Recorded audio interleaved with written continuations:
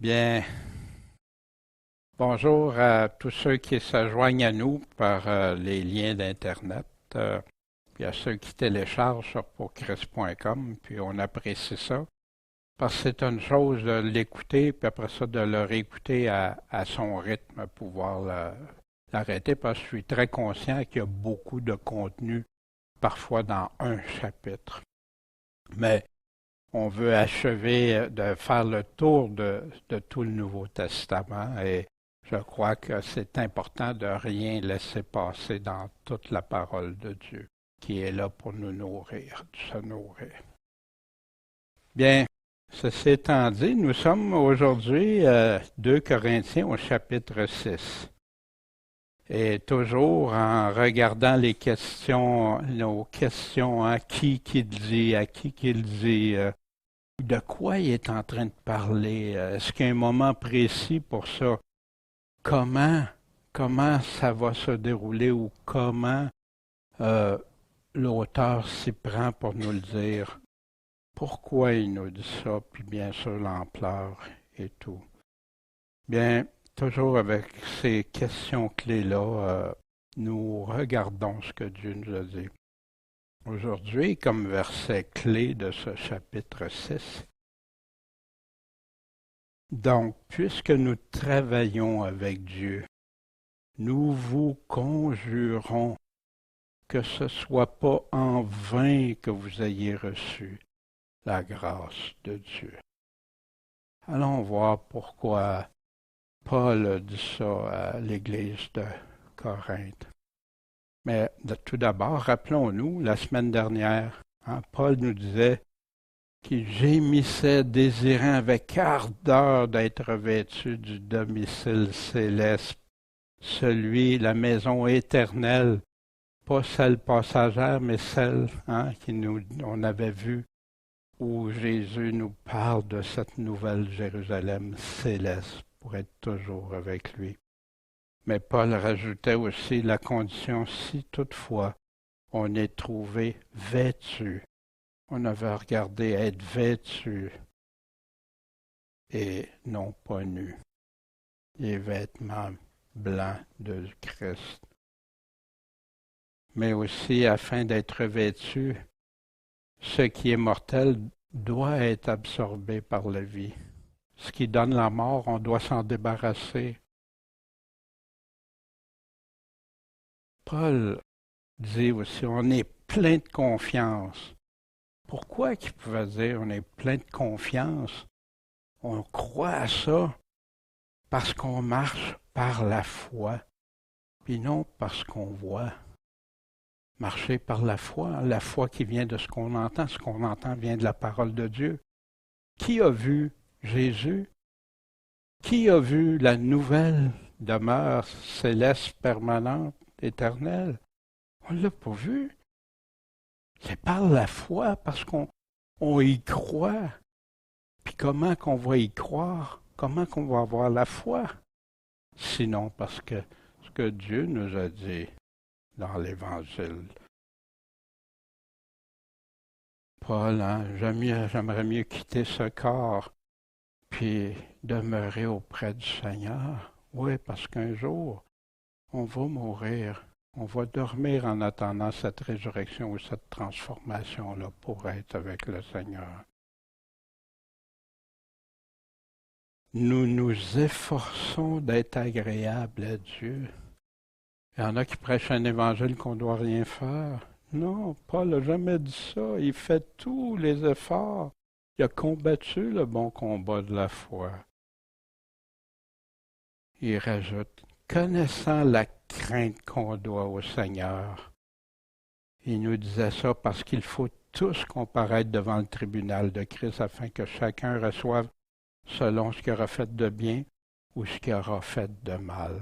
Il y en a qui veulent ramener ça juste aux récompenses, mais c'est pas ça que Paul nous parle ici.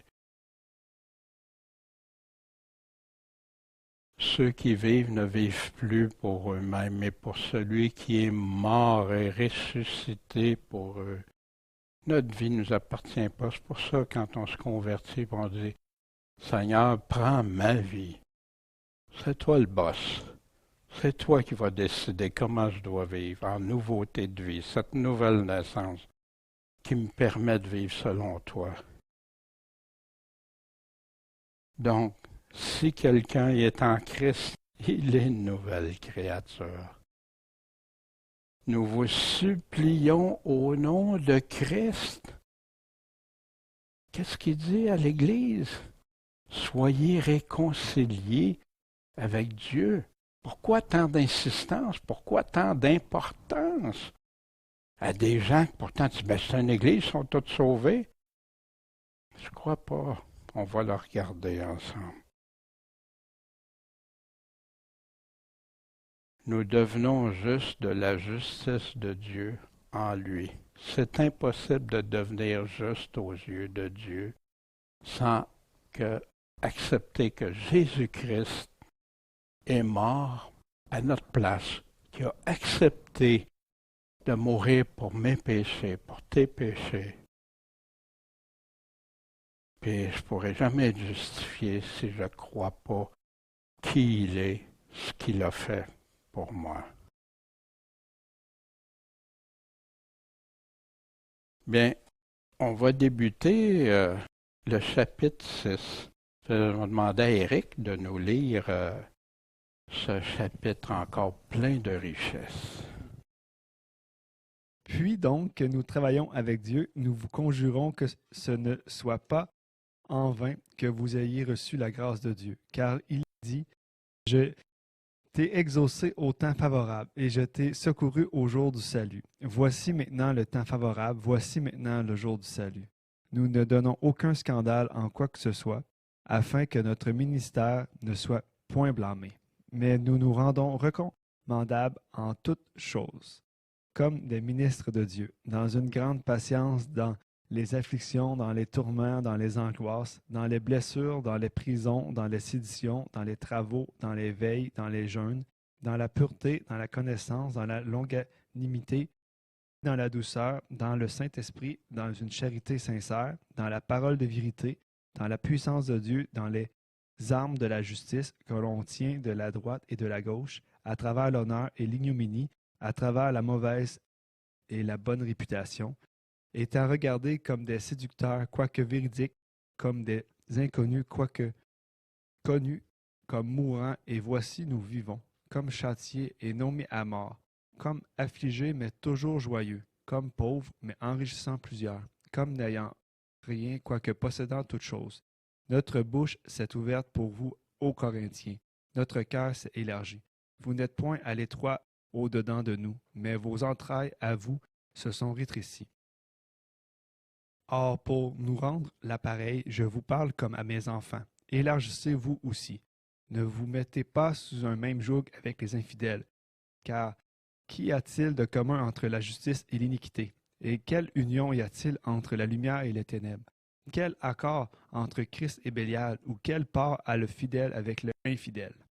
Et quel rapport entre le temple de Dieu et les idoles? Car vous êtes le temple du Dieu vivant.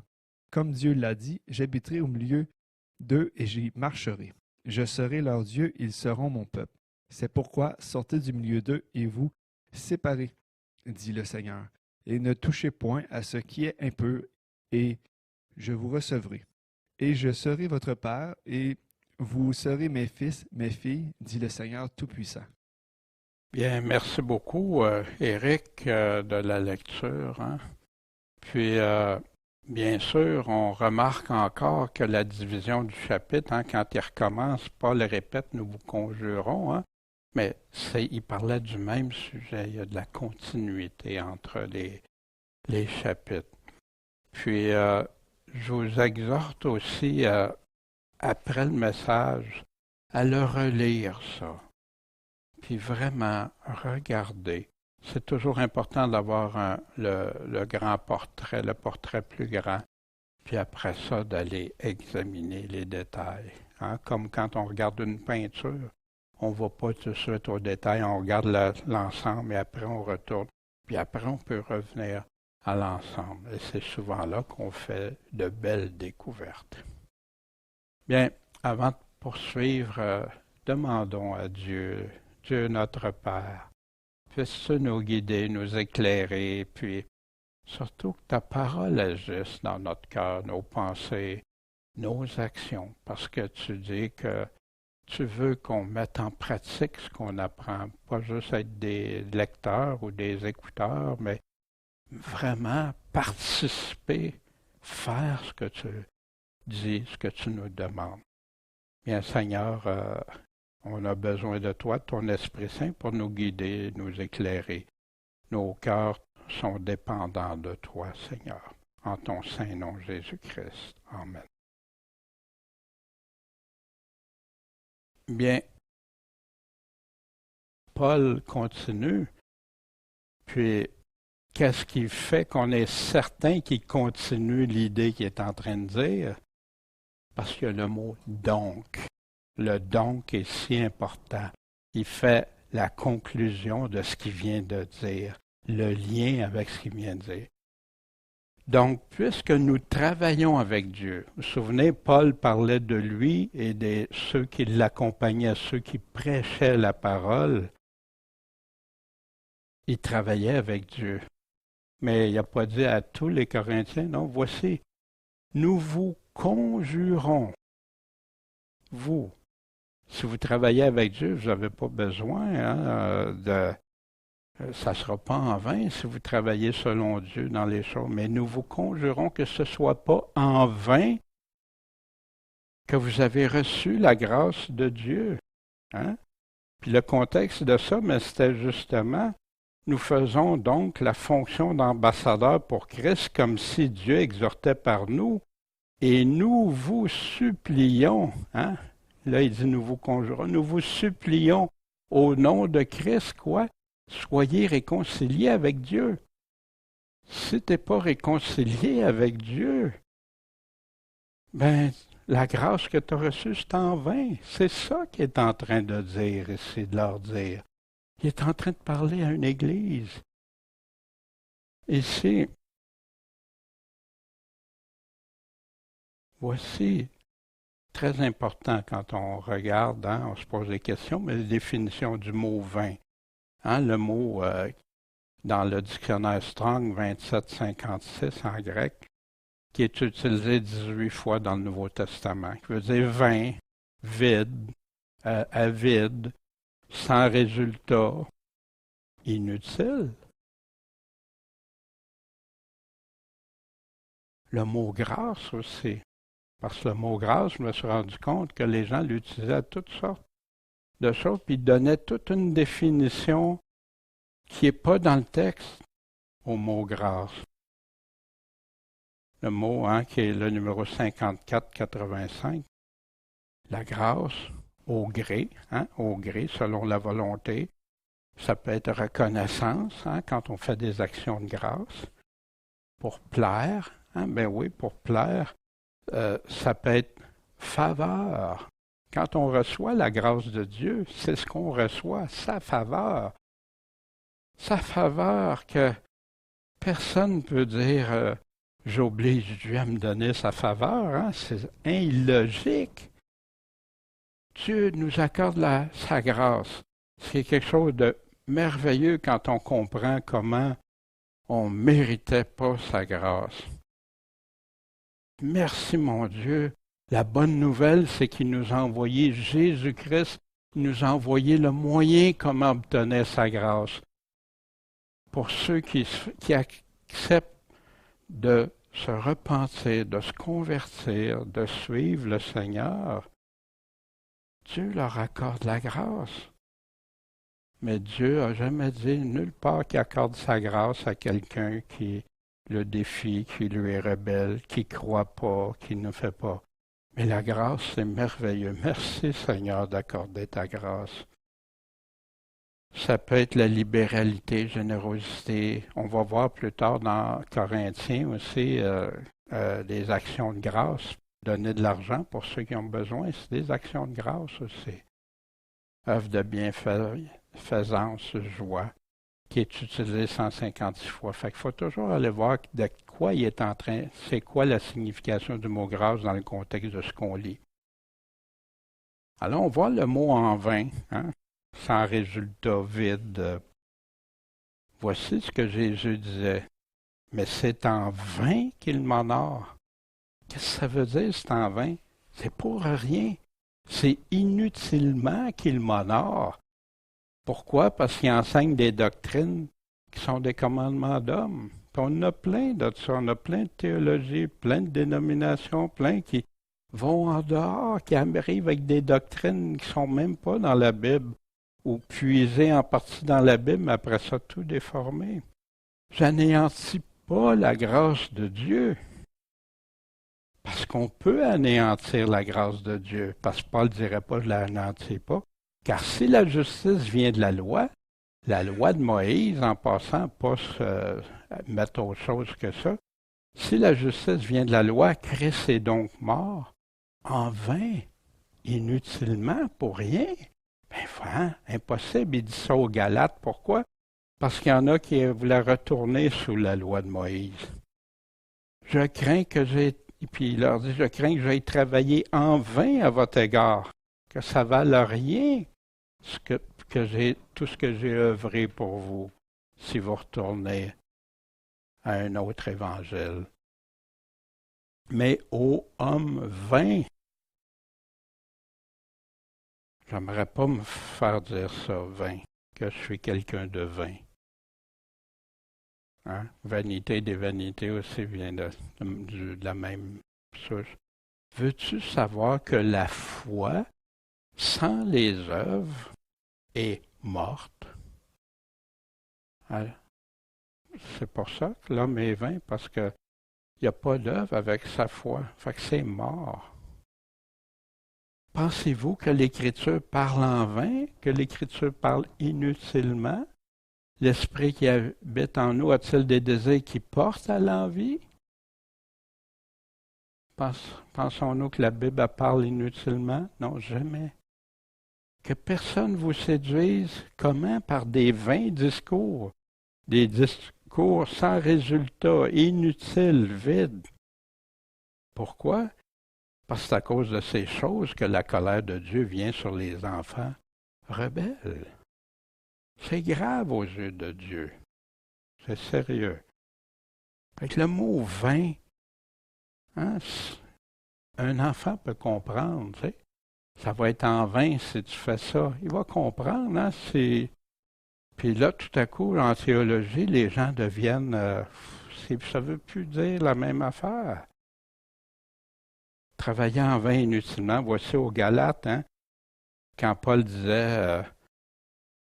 je crains pour vous, je ne travaille en vain à votre égard. Soyez comme moi, car moi aussi j'ai été comme vous. Je vous en prie, frère. Vous m'avez fait aucun tort. Vous savez que je vous ai annoncé ci-devant l'Évangile dans l'infirmité de la chair. Puis vous m'avez ni méprisé, ni rejeté à cause de ces épreuves que j'ai dans ma chair, mais vous m'avez reçu comme un ange de Dieu, comme un messager de Dieu, comme Jésus-Christ. Qu'est-ce donc qui faisait votre bonheur?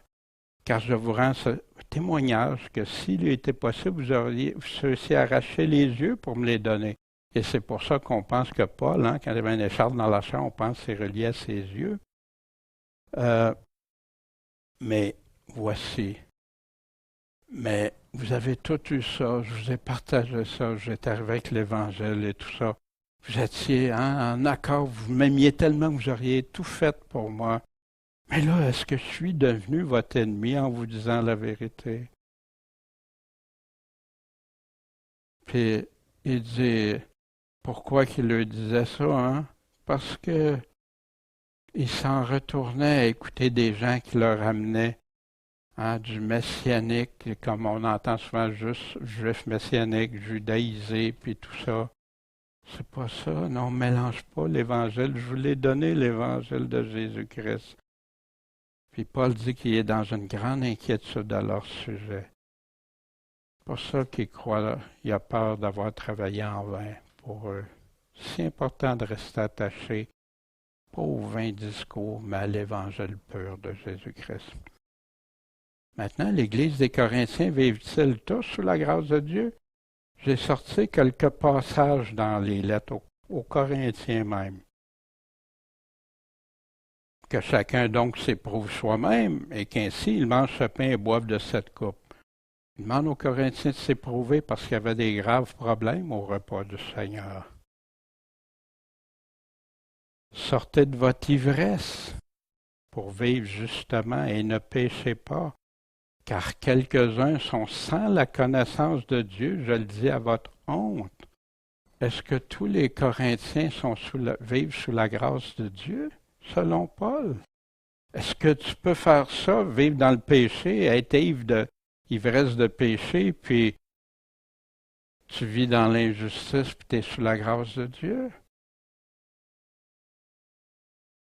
Tu es sans la connaissance de Dieu, c'est ça que Paul dit. Examinez-vous vous-même pour voir si vous êtes dans la foi. Il dit ça à la fin de la 2e lettre aux Corinthiens. Éprouvez-vous vous-même, testez-vous. Comment on peut se tester? Seulement avec l'Écriture qui est notre guide, notre règle. Ne reconnaissez-vous pas vous-même que Jésus-Christ est en vous? Si Jésus-Christ est en nous, on va rester en vêtements blancs, on va marcher comme il nous le demande. On va faire selon ce que l'Esprit Saint nous a écrit, nous a laissé, nous a dit. À moins peut-être que vous ne soyez réprouvés. Wow! Oh, c'est pas réprouvé. Ah oui? Wow! Je voudrais jamais être réprouvé de Dieu. Puis je sais que je l'ai été une période de temps. Ça m'attriste de repenser. Mais merci Seigneur. Ta grâce, ta double, ta grande grâce. Comme le Fils prodigue. Et par lequel, l'Évangile, vous êtes sauvés si vous le gardez tel que je vous l'ai annoncé. Autrement, vous auriez cru en vain. Est-ce que tu peux être sous la grâce de Dieu si tu ne crois pas? Il est impossible de plaire à Dieu sans la foi. Moi, on m'avait enseigné que les Corinthiens, oui, ça allait mal, mais ils étaient tous sauvés, tous sous la grâce de Dieu. Mais pas quand je lis attentivement les textes, je ne peux plus croire ça. Mais Paul avertit, et c'est ce qu'il est en train de faire dans le chapitre 6, chapitre 5, chapitre 6, puis il les exhorte, il les conjure à être réconciliés avec Dieu. La vraie grâce de Dieu.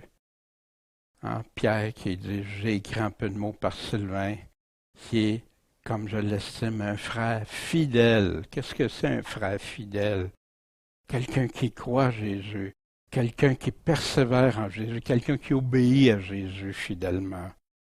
Vous exhortant et vous assurant que la vraie grâce de Dieu, c'est laquelle? C'est celle dans laquelle vous demeurez ferme. Pas que tu t'en vas, pas que tu fluxes. Non, tu restes ferme, tu t'attaches. Tu as reçu cette grâce immense de Dieu à grand prix que ça a coûté. Reste dans cette grâce. Fais ce que Dieu te demande.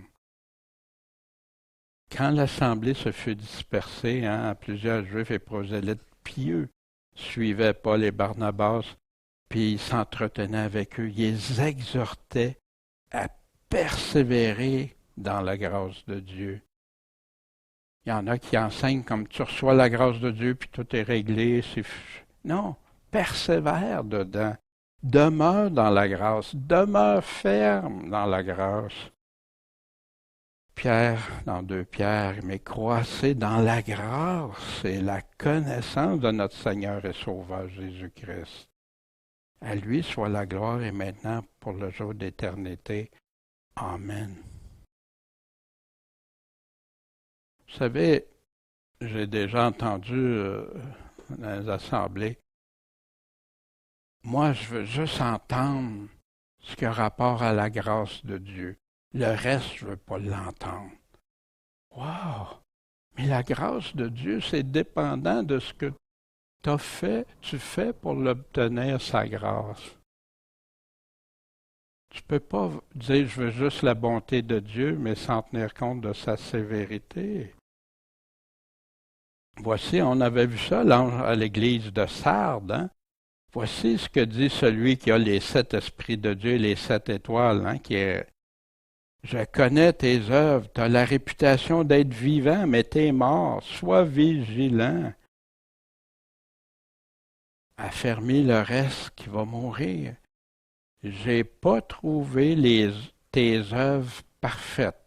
Hein? Encore quelqu'un qui dit, les œuvres, ça n'a aucune importance devant Dieu. Non, c'est pas ça qu'il nous dit partout. Il va venir nous juger aussi selon nos œuvres. Souviens-toi donc de ce que tu as reçu et entendu. C'est quoi qu'on reçoit et qu'on entend? Sa parole. Sa parole qui peut nous donner accès à sa grâce si on la suit, si on l'obéit. Garde-le et repens-toi. Si tu ne veilles pas, je vais venir à toi comme un voleur. Je sais qu'il y en a qui, quelque peu, qui n'ont pas souillé leurs vêtements, puis qui vont marcher avec moi en vêtements blancs, parce qu'ils en sont dignes. Qu'est-ce qu'ils ont fait pour en être dignes? Ils n'ont pas juste dit Seigneur, Seigneur, puis Jésus sauve-moi, puis tout ça. Non. Ce qu'ils ont reçu et entendu de Jésus, des paroles de Jésus, ils les ont gardées, ils se sont repentis de s'être détournés de ses paroles, de ce qu'il avait dit et tout. Celui qui vaincra sera vêtu de vêtements blancs. J'effacerai pas son nom du livre de vie. Je vais confesser son nom devant mon Père Céleste. Que celui qui a des oreilles écoute ce que l'Esprit dit aux églises. Fait que ceux qui penseraient que ça ne s'adresse pas à Dieu, Jésus parle aux églises. Être privé de sa grâce, la foi vaine en vain. Voici dans Hébreux 12, fortifiez donc vos mains languissantes et vos genoux affaiblis. Faites à vos pieds un chemin droit, hein, le chemin étroit, afin que ce qui cloche ne se dévie pas, mais plutôt qu'il soit guéri.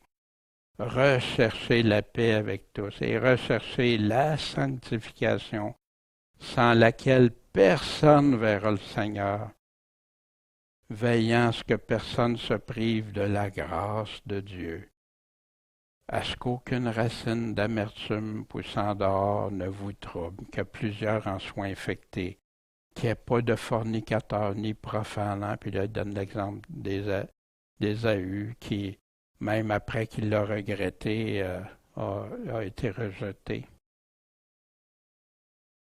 Wow! Ici, rechercher la sanctification, fait qu'il y a t'es sanctifié quand tu acceptes Jésus, c'est vrai, Dieu nous renseigne, mais il dit qu'on doit continuer à marcher dans la sanctification de plus en plus. Voici, dans Tite, chapitre 2, versets 11 à 15, « Car la grâce de Dieu, pour le salut de tous les hommes », fait que là on comprend bien de quelle grâce il parle, celle qui accorde le salut, a été manifestée. Comment qu'elle a été manifestée? Par Jésus-Christ, qui nous a donné son évangile, ses paroles. Et elle nous enseigne à quoi? À renoncer à l'impiété, au convoitisme mondain et à vivre dans ce présent siècle dans la tempérance. Hein? Le contraire d'aller dans le péché, dans la justice et dans la piété.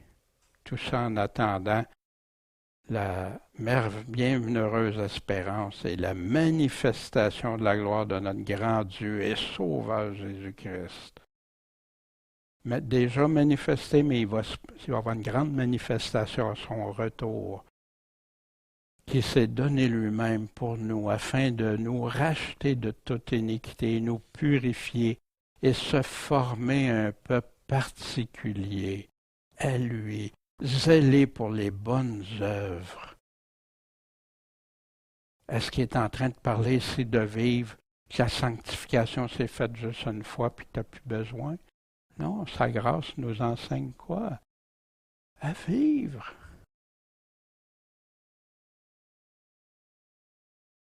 Enseigne ces choses, exhorte, reprend avec une pleine autorité, que personne ne méprise. Pourquoi qu'il disait ça? Ne méprise parce que ce que tu dis, c'est les choses que Dieu veut. Comment on peut conserver la grâce? Hébreu est riche, hein, quand on avait vu cette lettre, est riche en exhortation à suivre le Seigneur. Hein? Vous vous êtes approchés de la montagne de Sion, de la cité du Dieu vivant, de la Jérusalem céleste. On s'en est approché, on n'est pas encore rendu là, mais on s'approche des milliers d'anges, de l'assemblée et de l'Église des premiers-nés inscrits dans les cieux. Fait que des fois, j'ai entendu qu'il y en a qui disent « Ah, ben ça, il parle juste aux Juifs. » Ah oui, parce que c'est écrit la lettre aux Hébreux, non. D'un juge qui est Dieu de tous, des esprits des justes parvenus à la perfection, et de Jésus, médiateur de la nouvelle alliance du Nouveau Testament et du sang de l'aspersion, qui prononce de meilleures choses que celui d'Abel. Mais prenez garde de ne pas mépriser celui qui vous parle. Hein? Il est en train de parler de l'auteur de la lettre ici. Car si ceux qui méprisaient celui qui les avertissait sur la terre de la part de Dieu n'ont pas échappé, puis il parlait qui? C'était Moïse qui parlait de la part de Dieu. Nous échapperons encore moins. Nous, qui nous détournons de celui qui parle des cieux. Il parle à qui? C'est à des croyants dont la voix ébranla la terre et qui maintenant fait cette promesse en disant « Encore une fois, j'ébranlerai non seulement la terre, mais aussi le ciel. » Puis ça s'en vient. C'est pourquoi, saisissant le royaume inébranlable, conservons la grâce. Pourquoi qu'il dit « Conservons-la » ? Gardons-la. Afin que par elle nous rendions notre culte à Dieu d'une manière qui lui soit agréable, avec respect et crainte. Fait que des fois, il y en a qui changent le mot crainte pour respect, mais c'est les deux, c'est respect et crainte, car notre Dieu est aussi un feu dévorant. Fait qu'ici, pour rendre un culte à Dieu d'une manière qui lui soit agréable, hein, il faut du respect, la crainte de Dieu, mais garder sa grâce. Si je ne la garde pas parce que je m'en vais vivre dans l'impiété, je méprise qu'est-ce que j'ai entendu, je ne peux pas conserver cette grâce-là. Puis si durant un culte qui n'est pas agréable, Dieu cherche des adorateurs en esprit, en vérité. Aussi la grâce. J'ai entendu souvent qu'un coup que tu as reçu la grâce, c'est impossible que Dieu te l'enlève. Wow, qu'est-ce qui est écrit? On va voir des passages qui nous parlent de mépriser, rejeter, outrager ou changer, modifier la grâce de Dieu.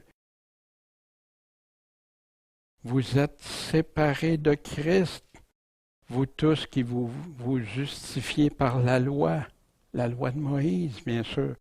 Vous êtes déchus de la grâce. Pour être déchus, pour la perdre, être déchu. Il était premier ministre, il est déchu de son poste. Qu'est-ce que ça veut dire, encore là? Il avait reçu cette grâce. De quel plus grand supplice pensez-vous que sera jugé digne? Celui qui foulera aux pieds le Fils de Dieu, puis qui tiendra pour profane le sang de l'Alliance? Fait que là, il y en a, c'est ceux qui piétinent, ils ne veulent rien savoir de l'Évangile. Non, non. Regarde bien. Par lequel il avait été sanctifié. Tu peux-tu être sanctifié sans avoir accepté Jésus? Tu peux-tu avoir reçu la sanctification sans ça? Il avait été sanctifié. Puis qu'est-ce que ça va faire? Ça va outrager l'esprit de grâce. Wow!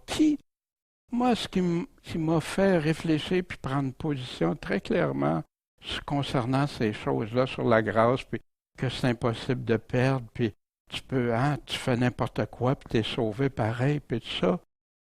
Non, parce que la Bible ne nous dit pas ça. La Bible nous dit le contraire. La Bible est claire. Puis combien de prédications des hommes que j'aime, des personnes que j'entends parler, des prédicateurs, puis qu'au lieu de mettre l'emphase sur « Hey, fais attention pour Dieu, marche selon ses voies », ils sont en train de abolir, amoindrir les paroles de Dieu? Pourquoi amoindrir ces paroles? Pourquoi pas encourager le chrétien à vivre fidèlement à Dieu plutôt que d'abaisser quand il dit, ben là, hein, ben non, t'es sauvé toujours.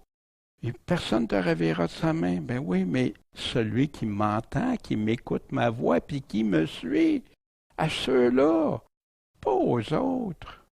C'est comme ça régulièrement. J'entends des affaires, puis des fois, c'est pourquoi qu'il en arrive à donner plein d'explications qui viennent contredire que tu peux être déchu de la grâce, qui va contredire que tu peux outrager l'esprit de la grâce.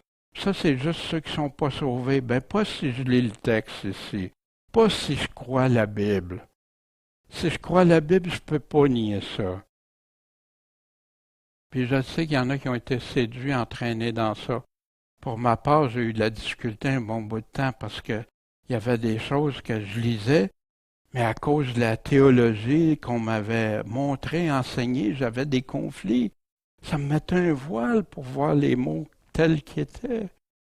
Veillant à ce que personne ne se prive de la grâce de Dieu, on l'a vu. On peut-tu se priver de la grâce de Dieu? Oui. Puis il nous dit ici, avec de l'amertume, en ne pardonnant pas aux autres. Vous serez pardonnés comme vous pardonnez. Jésus nous a donné un enseignement si clair sur ça, celui qui devait 10 000 talents au roi, tu sais, puis l'a libéré. Puis après ça, il a pris à la gorge celui qui en devait un petit montant. Qu'est-ce que le roi a dit, selon Jésus? Il a enlevé la grâce qu'il avait donnée, puis maintenant tu vas payer. Bien-aimé, plein de zèle, Jude nous dit, touchant notre salut commun, j'ai jugé nécessaire de le faire pour vous exhorter à combattre pour la foi qui a été donnée une fois aux saints. C'est quand que ça a été donné, ça, une fois aux saints? C'est il y a près de 2000 ans.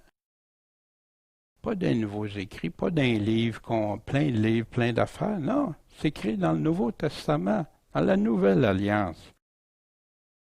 Car il s'est glissé parmi vous certains hommes dont la condamnation est écrite depuis longtemps. Comment les identifier? C'est des impies. Des impies, c'est ceux qui vivent dans l'impiété. Mais qui parlent de grâce. Pourquoi? Parce qu'ils changent la grâce de notre Dieu en dissolution. Ils la rendent vaine, cette grâce-là. Parce que tu dis à quelqu'un qui est sous la grâce de Dieu pendant qu'il vit. Pas ça que Paul a fait, hein? Paul a dénoncé. Puis Jude ici. Puis en faisant ça, tu renies Dieu. Le seul dominateur est Jésus-Christ, notre Seigneur. C'est ça que tu fais. Hein? Il y a beaucoup qui appellent ça le cheap grace, hein? La grâce bon marché, puis tout ça. Dieu, on ne se moque pas de Dieu. Il nous accorde sa grâce, mais il nous donne ses conditions pour l'obtenir. De croire en Jésus-Christ, croire qui il est, croire qu'est-ce qu'il nous dit, croire, agir avec lui, pour lui. Bien sûr, Pierre nous parle aussi qui accorde toute grâce. Hein? Ici, il est en train de parler, Pierre, au début, à ceux qui conduisent les églises. Je prie les anciens qui sont parmi vous, moi qui suis ancien avec eux, témoins des souffrances de Christ et participants de la gloire qui doit être manifestée. Paissez le troupeau de Dieu, pas notre troupeau, de Dieu, qui est au milieu de vous, veillant sur lui, non par contrainte, mais volontairement. Hein, il y en a qui ils enseignent, puis frustrés. Non, pas par contrainte, pas parce que, mais volontairement. Pas pour un gain honteux, pour faire de l'argent, mais par affection, par amour, parce que t'aimes ton prochain. Non comme ayant la domination sur les héritages du Seigneur. Faut t'en voir là qui prennent comme, c'est comme des rois sur un piédestal. C'est ça que Dieu demande? Non, jamais. Sur les héritages, en passant, il spécifie bien, c'est à qui appartient? Au Seigneur, pas à eux, mais en étant les modèles du troupeau. Modèles selon Christ, modèle de marché que les gens puissent se référer et dire, ben, lui il enseigne, mais regarde, il fait ce qu'il dit. Il dit pas faites ça, puis lui il fait le contraire. Il dit pas, ben, faites comme tout ça, là, mais moi, vous savez, moi je suis exempt de ça. C'est pas ça, pas du tout. Voici ici, qu'est-ce qu'il va nous dire? Et lorsque le souverain pasteur Jésus-Christ paraîtra, vous remporterez à ce moment-là la couronne incorruptible de gloire. De même, jeunes gens, soyez soumis aux anciens, vous soumettant les uns aux autres. Revêtez-vous d'humilité, être humble. Car Dieu résiste aux orgueilleux, mais il fait grâce à qui? Aux humbles, à ceux qui marchent humblement avec leur Dieu. Pas orgueilleux. Humiliez-vous donc sous la main puissante de Dieu, afin qu'il vous élève quand il en sera temps, au bon moment, vous déchargeant sur lui de tous vos soucis, parce qu'il a soin de vous. Soyez sobres, veillez, car le diable, votre ennemi, rôde comme un lion rugissant, cherchant à qui il va pouvoir dévorer. Résistez-lui, étant ferme dans la foi, sachant que vos frères qui sont dans le monde souffrent les mêmes afflictions. Pierre parlait durant la persécution de Néron. Or que le Dieu de toute grâce, qui nous a appelés à sa gloire éternelle en Jésus-Christ, après que vous ayez souffert un peu, vous rende parfait, ferme, fort et inébranlable. À lui soit la gloire et la force au siècle des siècles. Amen. Voyez-vous, Pierre aurait pu écrire aux Corinthiens aussi, hein? Qu'est-ce qu'il leur aurait dit? Dieu accorde une grâce plus grande dans Jacques, hein? Hommes, femmes adultères, ne savez-vous pas que l'amour du monde est inimitié contre Dieu? Souvenez-vous, quand on a regardé Corinthiens, c'est les principes du monde, la chair qui est en train de gagner chez les Corinthiens. Qui voudra donc être ami du monde se rendant ennemi de Dieu? Pensez-vous que l'Écriture parle en vain? L'Esprit qui habite en nous a-t-il des désirs qui portent à l'envie? Au contraire, il accorde une grâce plus grande que ce que le monde peut te donner. Il n'y a aucune faveur que le monde peut te faire qui va accoter la grâce de Dieu, la faveur de Dieu. C'est pourquoi l'Écriture dit « Dieu résiste aux orgueilleux, mais il fait grâce aux humbles. » Fait que qu'est-ce qu'ils font? La différence, les orgueilleux vont marcher selon un principe de ce monde. Ou ceux qui marchent selon un principe de ce monde marchent dans l'orgueil parce qu'ils ne se soumettent pas à Dieu. Résistez au diable, soumettez-vous à Dieu. Le diable va s'enfuir. Approchez-vous de Dieu, puis lui va s'approcher de vous. On va voir ça, comment Paul parle aux Corinthiens. Pécheurs, nettoyez vos mains. Et vous qui avez le cœur partagé ou un cœur double, ça, purifiez vos cœurs, sentez vos misères, soyez dans le deuil, pleurez, que votre rire se change en pleurs et votre joie en tristesse. Pourquoi il dit ça? Parce que les gens se sentent au-dessus de tout ça. Ça ne les concerne pas. Mais ils vivent selon le monde. Humiliez-vous devant le Seigneur et il vous élèvera. Voici Paul dit, tu sais, pourquoi qu'ils doivent retourner sous la grâce, pas avoir reçu la grâce en vain. Car il a dit, je t'ai exaucé au temps favorable, je t'ai secouru au jour du salut. Mais voici maintenant le temps favorable, voici maintenant le jour du salut. Pourquoi Paul lui dit ça? Nous vous conjurons, réconciliez-vous avec Dieu. C'est le temps favorable là, de le faire. Ça vient d'Ésaïe 49, versets 7 à 13. Ainsi dit l'Éternel, le Rédempteur, le Saint d'Israël, à celui qui est méprisé des hommes, détesté du peuple, à l'esclave des dominateurs. Les rois le verront et se lèveront, les princes se prosterneront devant lui, à cause de l'Éternel qui est fidèle et du Saint d'Israël qui t'a élu. Ainsi dit l'Éternel, je t'ai exaucé dans le temps favorable, je t'ai secouru au jour du salut. Vous savez que tous ceux qui ont exploité, qui ont fait du tort aux chrétiens, à ceux qui ont été fidèles à Dieu. Ils vont devoir répondre à ça, puis c'est Dieu qui va s'en occuper. Le temps favorable, le jour du salut, dans Hébreux au chapitre 3. On a vu tantôt conserver la grâce, et voici ici, nous sommes sa maison, pourvu que, c'est toujours une condition, nous conservions jusqu'à la fin la ferme confiance et l'espérance dont nous nous glorifions. C'est pourquoi, comme dit le Saint-Esprit, aujourd'hui, si vous entendez sa voix, endurcissez pas vos cœurs comme il est arrivé lors de la contestation au jour de l'épreuve au désert. Vous vous souvenez, le peuple juif, après que Moïse les a sortis. Où vos pères m'ont tenté et m'ont éprouvé, où ils ont vu mes œuvres pendant 40 ans. C'est pourquoi j'ai été irrité contre cette génération.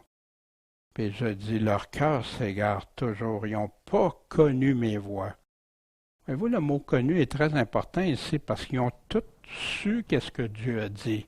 Moïse les a tous répétés, tout dit, mais ils n'ont pas voulu les connaître, ça veut dire, comme quand tu dis quelqu'un, un homme et une femme se sont connus, ben, c'est une union.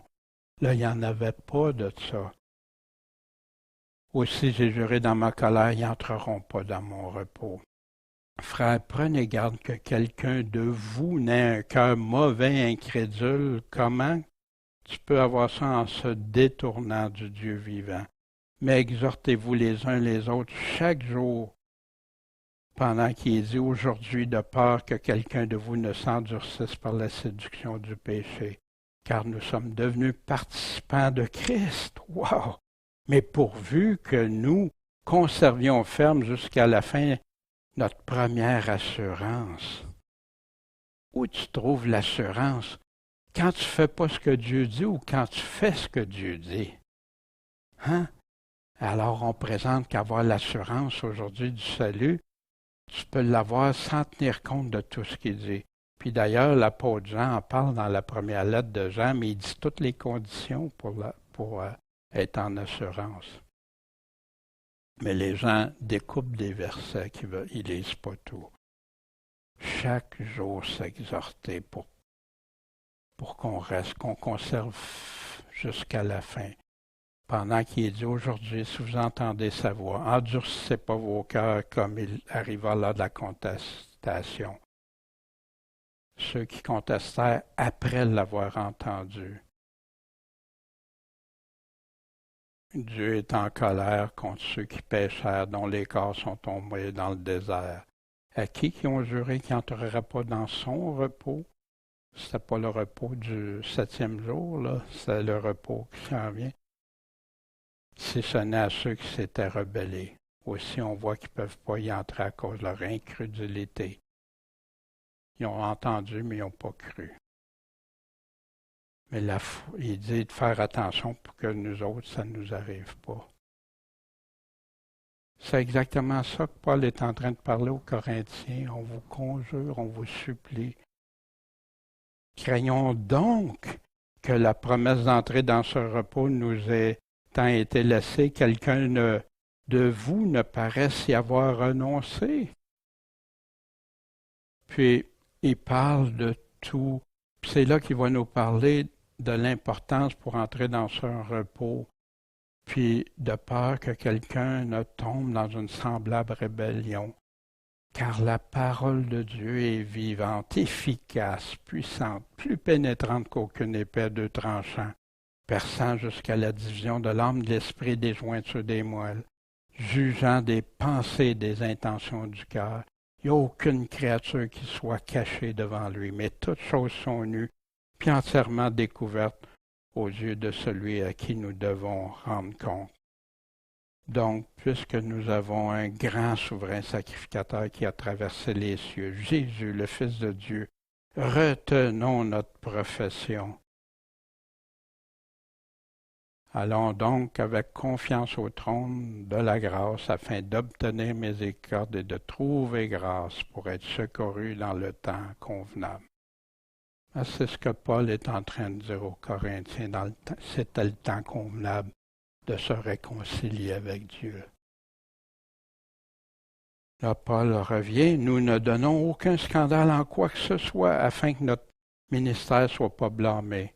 Il est en train de parler de lui et ceux qui travaillaient, qui œuvraient avec lui pour la parole. Il avait déjà dit aux Corinthiens, 1 Corinthiens 10, ne donnez aucun scandale, ni aux Juifs, ni aux Grecs, ni à l'Église de Dieu. Comme moi aussi, je m'efforce à plaire à tous en toutes choses, cherchant pas mon intérêt, mais celui de plusieurs. Pourquoi qu'il faisait ça? Afin qu'ils soient sauvés. Mais nous nous rendons recommandables en toutes choses comme des ministres de Dieu, dans une grande patience, dans les afflictions, dans les tourments, les angoisses. Paul avait déjà abordé ce sujet-là de est-ce qu'on va commencer à se recommander nous-mêmes? Est-ce qu'on a besoin de recommandations auprès de vous ou des autres? Pourquoi Paul revient souvent sur être recommandé, souvent sur sa position d'apôtre, souvent sur tout ce qu'il vit, tout ce qu'il souffre? Parce que les Corinthiens, il y avait des gens qui méprisaient Paul, diminuaient l'autorité de Paul. C'est pour ça que Paul continue à repositionner pour la vérité, parce qu'ils aimaient. Il essayait de le faire en ne les scandalisant pas, mais en leur faisant réfléchir, réaliser que c'était grave et c'était important. On a été dans les blessures, les prisons, les séditions, les travaux, les veilles, s'endormir, dans les jeûnes, dans la pureté, dans la connaissance, connaissance de Dieu, la pureté. Pourquoi? Parce qu'ils vivent selon Dieu. Dans la longanimité, dans la douceur, dans le Saint-Esprit, dans un amour sincère, dans la parole de vérité, dans la puissance de Dieu, dans les armes de la justice qu'on tient de la droite et de la gauche, tout équipé. Voici la puissance de Dieu que Paul parle aux Corinthiens. Car la prédication de la croix est une folie pour ceux qui périssent, mais pour nous qui sommes sauvés, elle est la puissance de Dieu, cet évangile puissant. Mais pour ceux qui sont appelés tant juifs que grecs, le Christ est la puissance de Dieu et la sagesse de Dieu. Celui-ci est mon Fils bien-aimé, écoutez-le.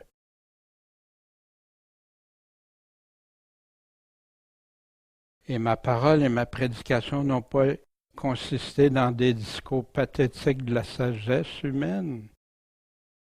Non, Christ était la sagesse de Dieu, mais dans une démonstration d'esprit de puissance, afin que votre foi soit fondée non sur la sagesse des hommes, mais sur la puissance de Dieu.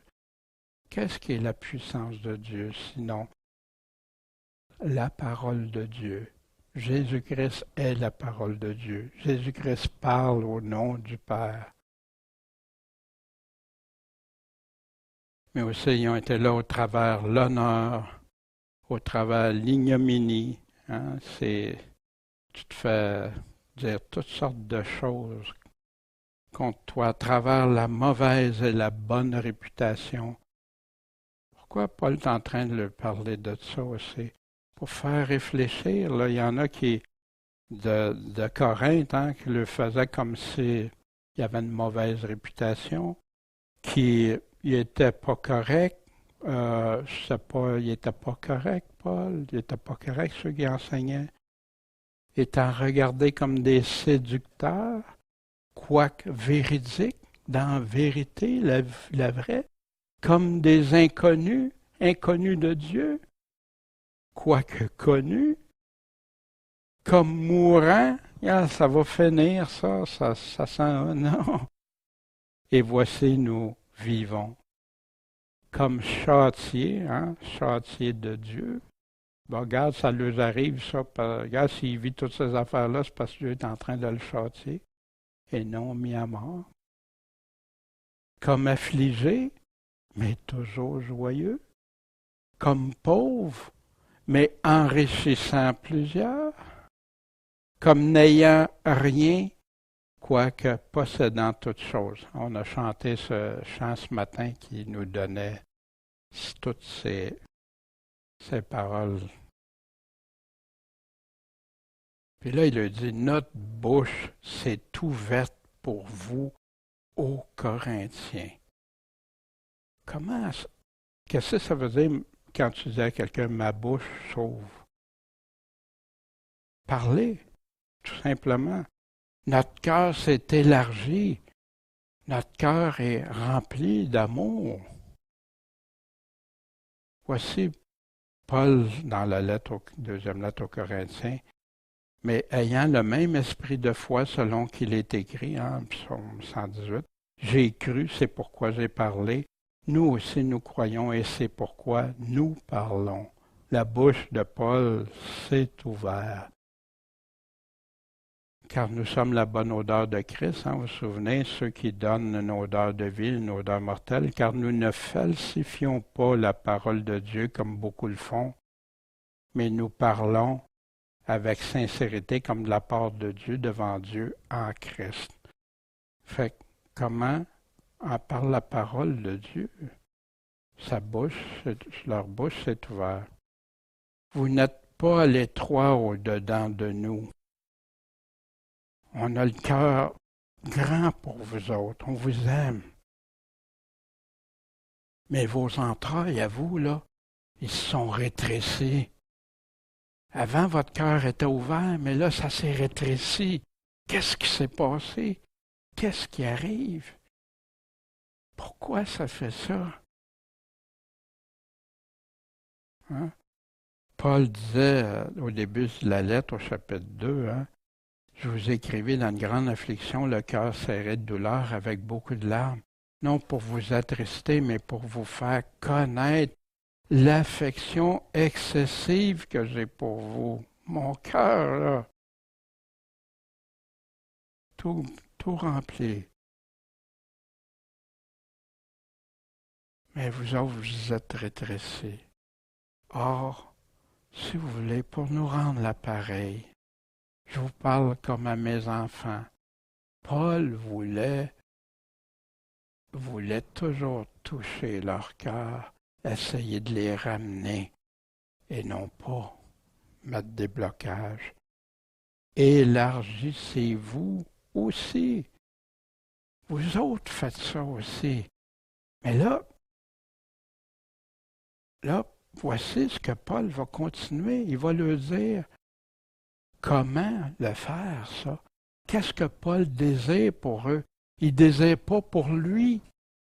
Regardons bien comment il leur dit de s'élargir.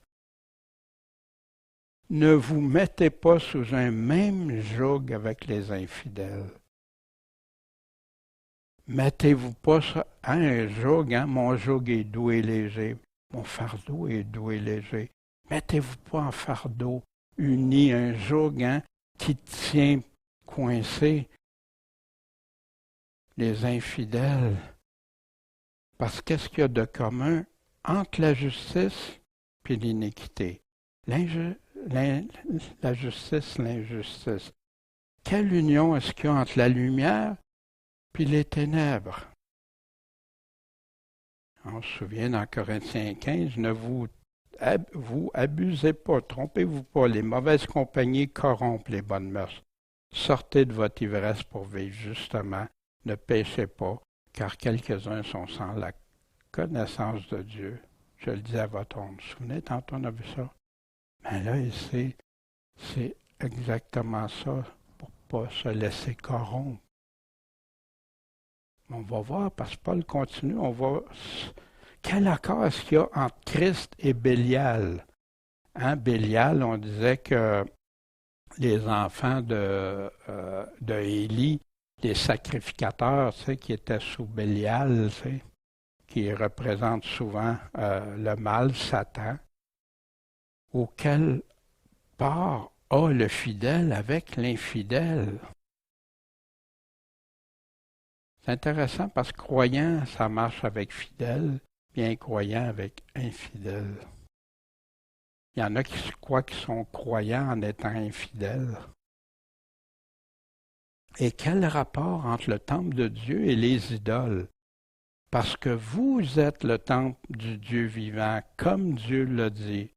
J'habiterai au milieu d'eux et j'y marcherai. Je serai leur Dieu, puis ils seront mon peuple. On se souvient, Paul, concernant les idoles, on va revenir au temple, ça ne sera pas long, que dis-je donc? Que l'idole soit quelque chose? Ou ce qui est sacrifié à l'idole soit quelque chose? Non, mais est-ce que les gentils sacrifient? Ils sacrifient ça à des démons et non à Dieu. Or, je ne veux pas que vous ayez communion avec les démons. Vous ne pouvez pas être sur le même joug. Vous ne pouvez boire la coupe du Seigneur et la coupe des démons. Vous ne pouvez pas participer à la table du Seigneur et à la table des démons. Vous vous souvenez, on avait vu ça pour le repas du Seigneur. Parce qu'il était avec des gens qui étaient infidèles dans l'Église. S'ils auraient été fidèles, Paul n'aurait jamais eu besoin de leur écrire ça. Hein? Entre le rapport entre le temple de Dieu et les idoles. Voulons-nous provoquer la jalousie du Seigneur? Sommes-nous plus forts que lui? Wow. Si on veut voir la citation, comme quand Paul dit « comme Dieu l'a dit », on retrouve ça dans Lévitique au chapitre 26. Je l'ai mis dans les dernières diapositives. Là, ceux qui vont télécharger sur pourchrist.com, ils ont accès au PowerPoint, fait que vous avez ça à la toute fin. Quand il disait « Vous êtes le temple du Dieu vivant », bien sûr, il avait dit ça. Ne savez-vous pas que vous êtes le temple de Dieu, que l'Esprit de Dieu habite en vous? Mais si quelqu'un détruit le temple de Dieu, Dieu va le détruire. Parce que le temple de Dieu est saint et vous êtes ce temple. Au 1 Corinthiens au chapitre 6, fuyez la fornication, quelque péché qu'un homme commette en dehors du corps. Mais celui qui commet fornication pêche contre son propre corps. Ne savez-vous pas que votre corps est le temple du Saint-Esprit qui est en vous et qui vous a été donné de Dieu, que vous n'êtes pas à vous-même? Fait qu'il y en a qui pensent que tu peux marcher comme avant. Non. Tu as donné ta vie à Dieu, là.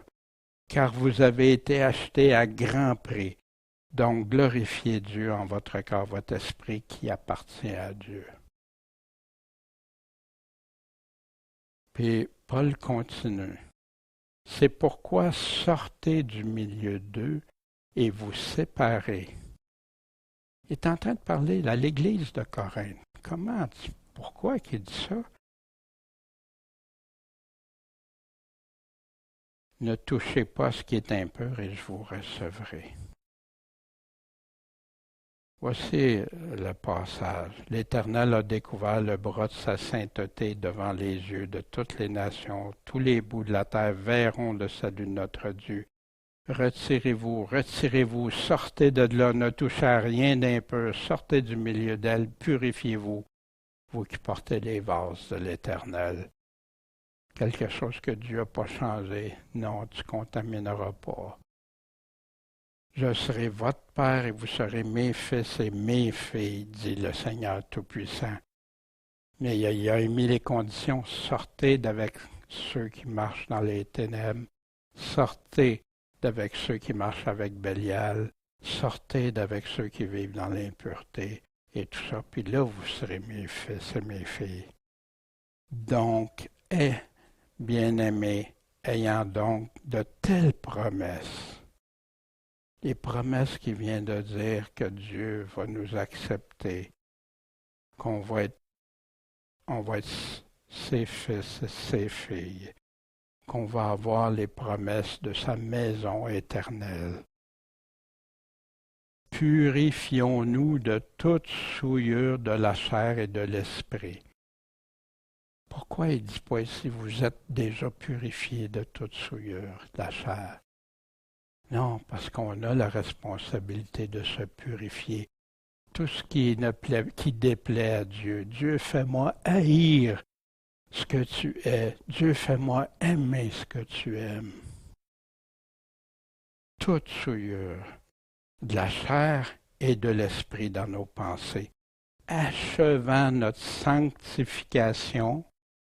Hein? On doit l'achever, oui, se débarrasser de tout ce qui n'est pas selon Dieu, dans la crainte de Dieu. Aujourd'hui, on enseigne que tu n'as pas besoin d'avoir peur de Dieu. L'amour parfait bannit la crainte. Puis on se limite à ça, puis on élimine plein d'autres passages que Dieu, on ne se moque pas de Dieu, puis que Dieu, on doit marcher. En passant, qui a enseigné la séparation de ne pas tolérer? Voici Matthieu 18. Que si ta main, ton pied te fait tomber dans le péché, coupe-le, jette-le loin de toi. Il vaut mieux que tu rentres boiteux, manchot dans la vie que d'avoir 2 pieds, 2 mains, puis d'être jeté dans le feu éternel. Puis il dit la même chose avec ton œil, d'être jeté dans la gêne du feu. Puis un peu plus loin, puis c'est là qu'il dit que s'il y en a un, il ne veut pas que personne périsse, qu'il y en a un perdu sur 100, il va tout faire pour aller le chercher. Puis il continue, si ton frère a péché contre toi, va et reprends-le entre toi et lui seul. C'est toi qui as offensé, c'est un péché, prends-le, parle-en pas devant tout le monde au début, là, va voir. Et si tu écoutes, tu as gagné ton frère. Mais s'il ne t'écoute pas, prends avec toi encore 1 ou 2 personnes, hein, 2 ou 3 personnes, afin que tout soit réglé sur 2 ou 3 témoins. Mais là, s'il ne veut pas écouter, s'il ne daigne pas les écouter, dis-le à l'Église. Il y a une procession 1, 2, 3, puis l'Église. Puis s'il n'écoute pas l'Église, regarde-le comme un païen, un péager. Il ne peut plus être partie prenante. Puis là où 2 ou 3 sont réunis, hein, je suis au milieu d'eux, puis il va agir, le Seigneur. Il répond. Dans Jean, 2 Jean, versets 9 à 11. Quiconque est transgresseur demeure pas dans la doctrine de Christ, n'a pas Dieu. Celui qui demeure dans la doctrine de Christ, pas la théologie, pas les a le Père et le Fils. Si quelqu'un vient à vous, n'apporte pas cette doctrine, recevez-les pas dans votre maison, ne le saluez pas, car celui qui le salue participe à ses mauvaises œuvres. Wow! Puis j'entendis une autre voix du ciel dans l'Apocalypse, en Révélation chapitre 18, 4. Sortez du milieu d'elle, mon peuple, de peur que, participant à ses péchés, vous ayez aussi part à ses plaies. Puis quand tu vois toutes les plaies que Dieu va donner à cette grande Babylone, cette grande cité, puis ceux qui se disent au nom de Dieu, mais qui font plein d'abominations, ben, pour ne pas avoir les mêmes conséquences. Touchez pas à ce qui est impur, je vous recevrai. Sortez, séparés. Ici, Paul a posé 5 questions. Peux-tu être un même joug avec les infidèles? Y a-t-il une différence entre la justice, l'iniquité, entre la lumière, les ténèbres, entre Christ et Bélial, le fidèle puis l'infidèle? Le temple de Dieu, puis les idoles, ça peut-tu être mélangé ensemble? Ça peut-tu être ensemble unis en unité? Non.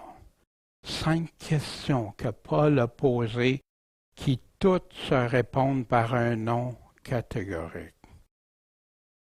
Je sais, j'ai trouvé ça dur parce qu'il y en a qui parlent beaucoup d'unité, puis c'est vrai, le Seigneur nous dit d'être unis, mais dans sa doctrine, selon ses commandements, selon ce que lui nous dit, pas dans le mensonge. Voici ce que Paul nous a enseigné. Voici le temps favorable, hein, qu'il disait aux Corinthiens.